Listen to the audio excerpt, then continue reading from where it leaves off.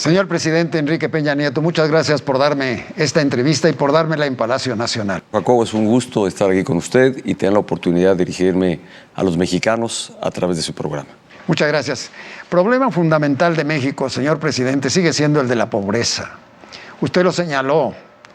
Hace poco dijo que no hemos podido superar el porcentaje de riqueza para los pobres desde hace 30 años, es decir, correcto. Durante 5 sexenios la pobreza ha sido la misma.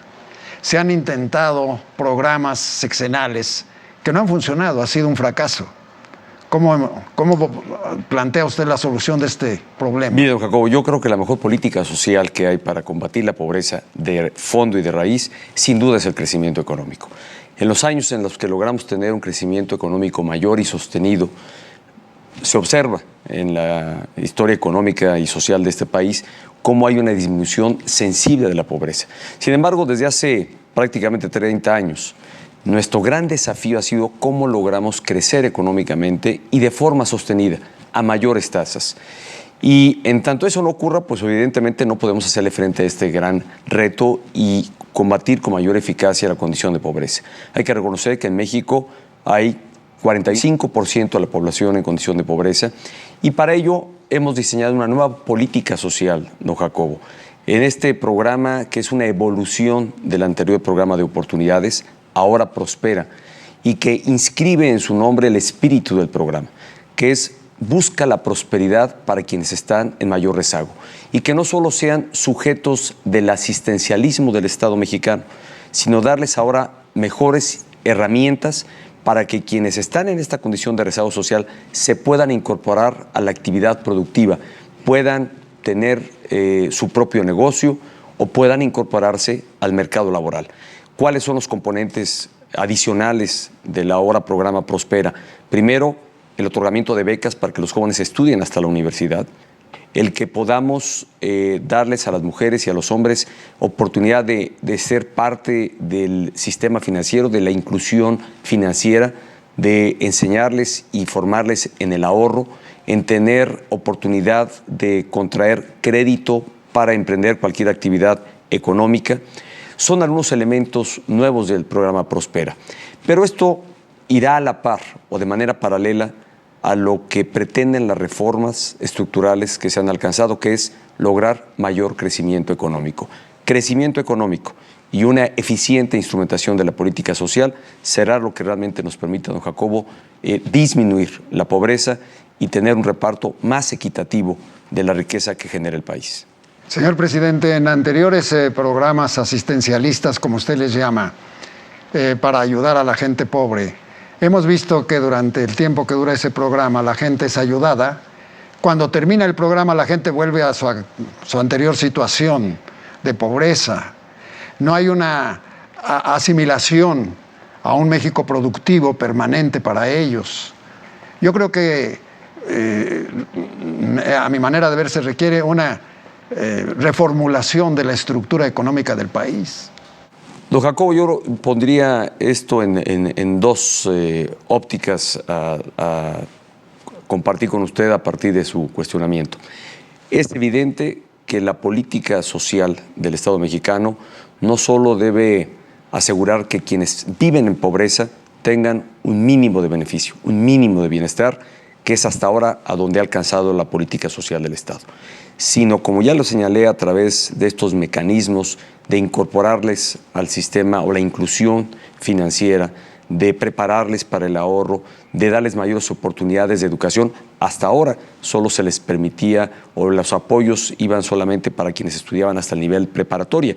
Hoy se amplían para que reciban becas para la universidad, lo cual asegura o está demostrado que quienes tienen estudios universitarios tienen, de acuerdo a un estudio del Instituto de Educación, tienen 80% más ingresos que quienes tienen un nivel educativo menor. Además, se les da prioridad en la capacitación para el empleo y que puedan incorporarse a alguna actividad productiva. Este es me parece un elemento fundamental para atender a quienes están en el rezago. Pero por el otro lado, como ya señalaba, tenemos que buscar el crecimiento económico. Y dentro del crecimiento económico hay que apuntar que hay también una nueva reforma hacendaria que lo que busca es darle al Estado mayor capacidad financiera para atender los problemas de la sociedad. El reparto o la participación del Estado, la intervención del Estado para asegurar que la riqueza tenga una mejor distribución se da precisamente a partir de una política hacendaria. Y la política o la reforma hacendaria que se alcanzó está en esta orientación de cobrar un mayor impuesto y una mayor tasa a quienes tienen mayores ingresos, precisamente para que el Estado, en su política, pueda apoyar a quienes están en una condición de mayor desventaja o en condición de pobreza. Y es así como se ocurre en el mundo, don Jacobo. Es la intervención del Estado el que propicia a través de sus políticas públicas una mejor distribución de la riqueza, a través de sus sistemas de salud para asegurar salud para todos los mexicanos, educación para todos los mexicanos o educación para la población, al señalar que esto ocurre en otros países de mayor desarrollo al que tiene nuestro país. Y eso es justamente, yo diría que son los tres pilares: una eficiente política social, un mayor crecimiento económico y una política hacendaria que asegure que la intervención del Estado pueda estar con mayor capacidad para responder a las demandas de la sociedad. Y la corrupción, señor presidente, parece ser que en el último informe le dio usted un menor espacio después de haber hablado de una comisión anticorrupción y luego de una fiscalía anticorrupción. ¿No es un problema todavía? Sigue siendo un problema, don Jacobo. Yo he señalado, y me parece que es el primer reconocimiento que tenemos que hacer, que es un problema de orden cultural, que no es privativo ni del ámbito público, sino también está en el ámbito privado, que está en la vida de la sociedad, que evidentemente el gobierno tiene que hacer un mayor esfuerzo para sancionar las prácticas de corrupción que se dan al interior del gobierno, pero creo que eso no será suficiente. Yo creo que tenemos que partir de reconocer que es un cáncer, que es un problema que tenemos, y yo he señalado que no es privativo tampoco de México, no solo se da en el país, se da, yo diría, en todos los países de la humanidad. De la historia recoge distintos episodios. Es claro que es un problema de la condición humana, de la condición cultural, y que tenemos que hacer un esfuerzo a partir de reconocer este problema para combatirlo a través de la prevención, de inhibir prácticas de corrupción, es decir, desincentivar aquellos espacios donde se propicia la corrupción. Y yo creo que hoy el Estado mexicano tiene instrumentos más robustos y más sólidos. Tenemos un instituto de transparencia que deriva de las reformas aprobadas, con mayor capacidad, que hoy tiene atribuciones en otros poderes, no solo dentro del Ejecutivo, sino que ahora tiene atribución para asegurar transparencia en el Poder Judicial, en el Poder Legislativo, en todos los niveles de gobiernos, en el federal, en el estatal, en el municipal. Busca crear todo un sistema para asegurar transparencia. Esto me parece que es una nueva figura y una nueva institución que está dedicada a asegurar mayor transparencia en el ejercicio de los recursos públicos.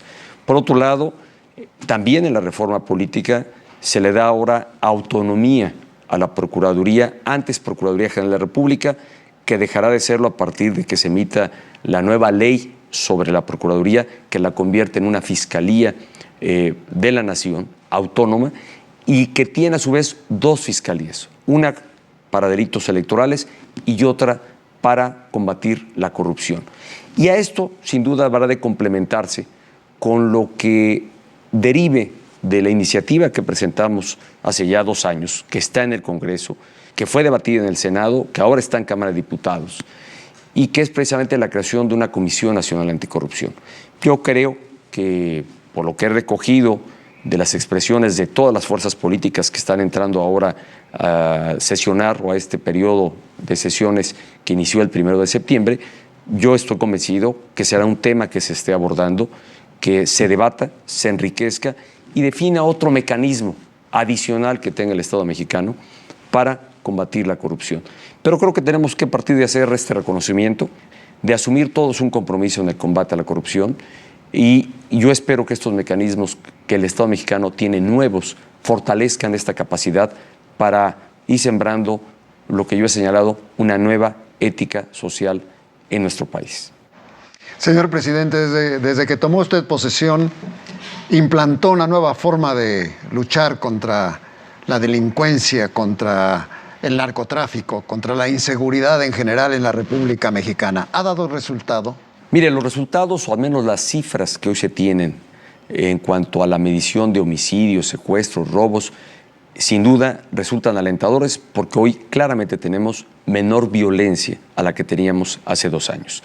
Así lo indican todas las cifras que son públicas, que no solo están o solo tiene los órdenes de gobierno, sino que la propia sociedad mexicana y las organizaciones que están muy involucradas en los temas de seguridad, que les preocupa la inseguridad del país, conocen y forman parte de esta estadística que además INEGI como entidad autónoma da a conocer sobre el número de homicidios. Y claramente se ve una disminución de los niveles de violencia, del número de homicidios. En algún momento tuvimos un crecimiento en el número de secuestros que nuevamente a partir de una política instrumentada a inicio de este año vuelve a tener una tendencia hacia la baja, un menor número de robos con violencia, de robos en carreteras.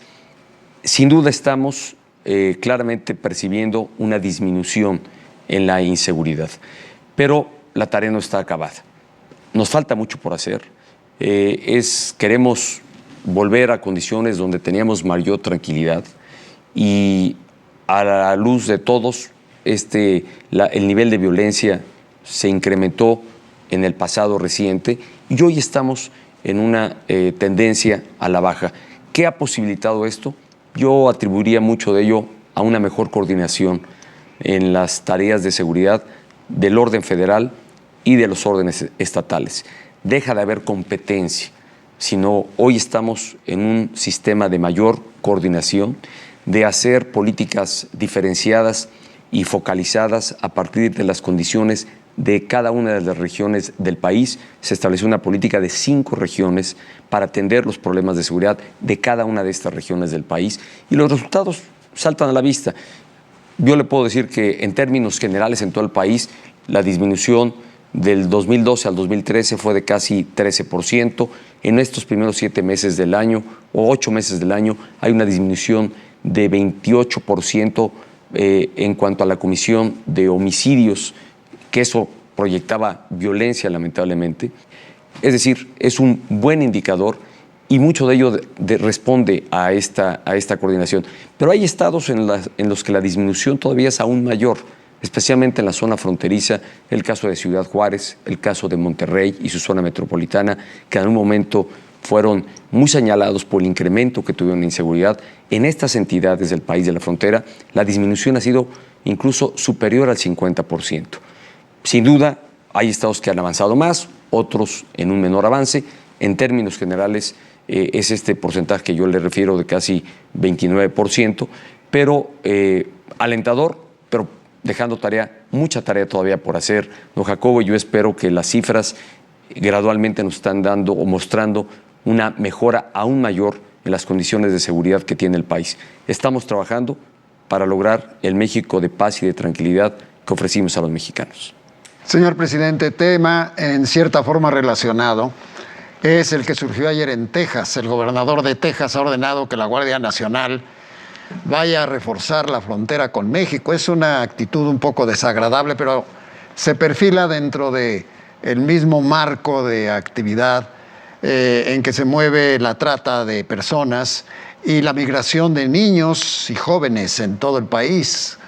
¿Qué pasa? Mire, no solo es desagradable, sino yo creo que es condenable. Me parece que es una política completamente desacertada que no se inscribe en el espíritu de cordialidad y de buena amistad entre dos países.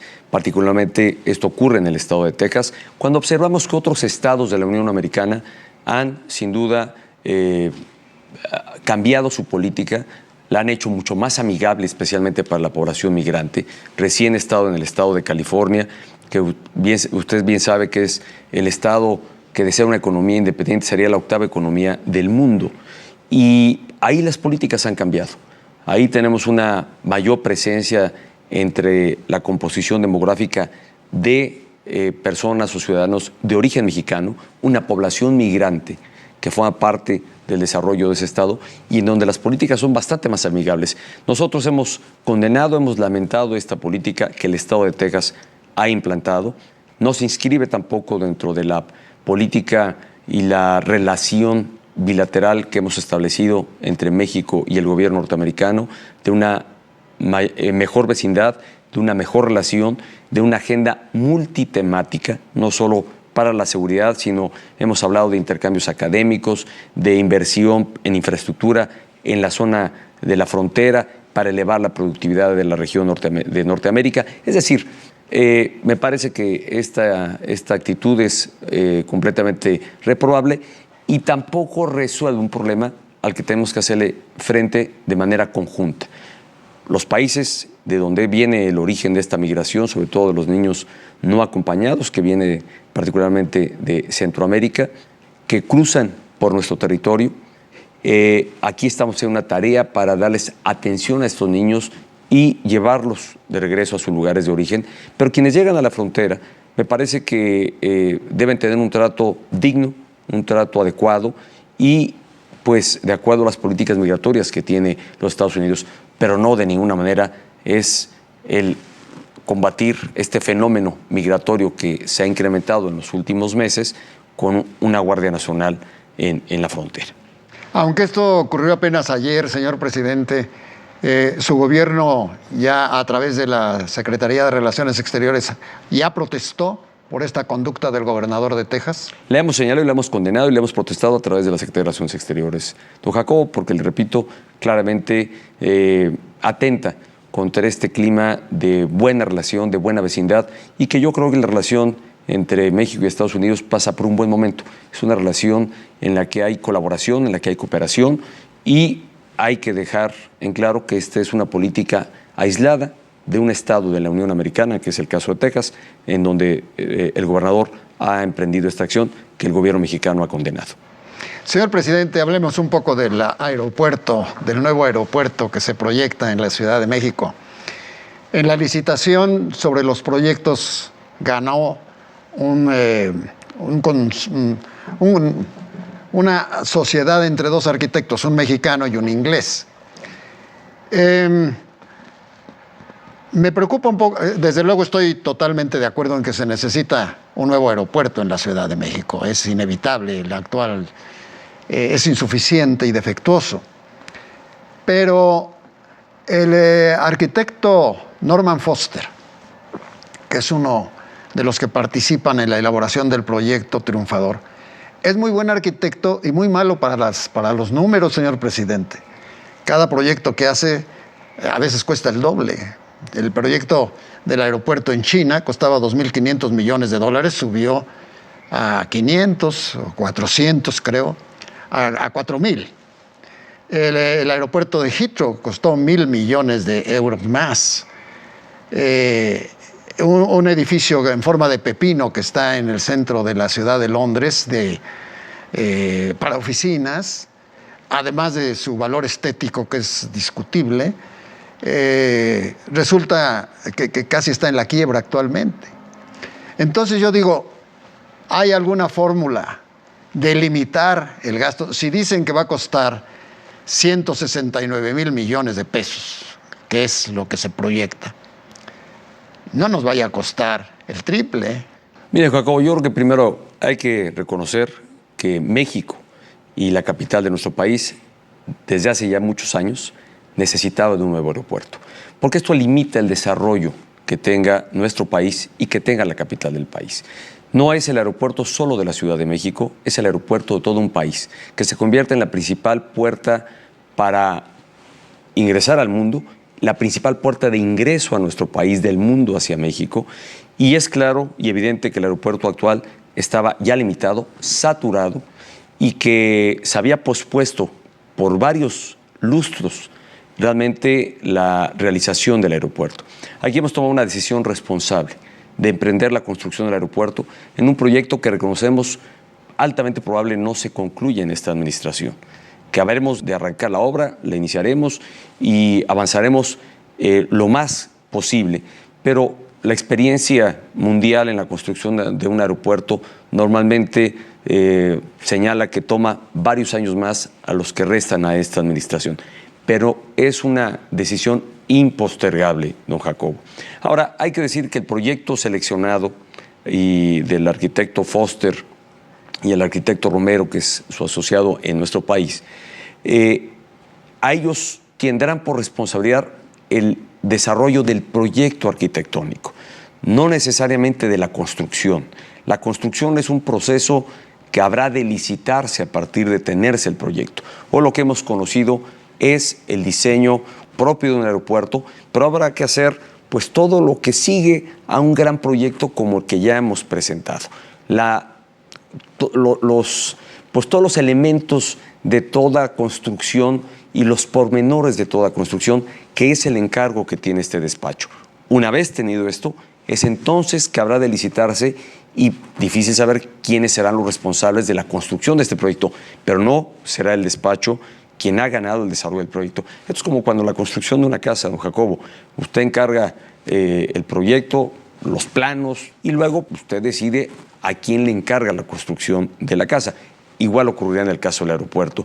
Y evidentemente un compromiso que hemos hecho, y además creo que así obliga, es, siendo el gran proyecto de infraestructura que este gobierno habrá de realizar, que se suma a varios más, en proyectos carreteros, de infraestructura hidráulica. Mire, es un país, el nuestro, muy grande, que demanda grandes obras. Y esta, sin duda, será una de las grandes obras de infraestructura que corresponda a esta administración emprender y llevar a cabo.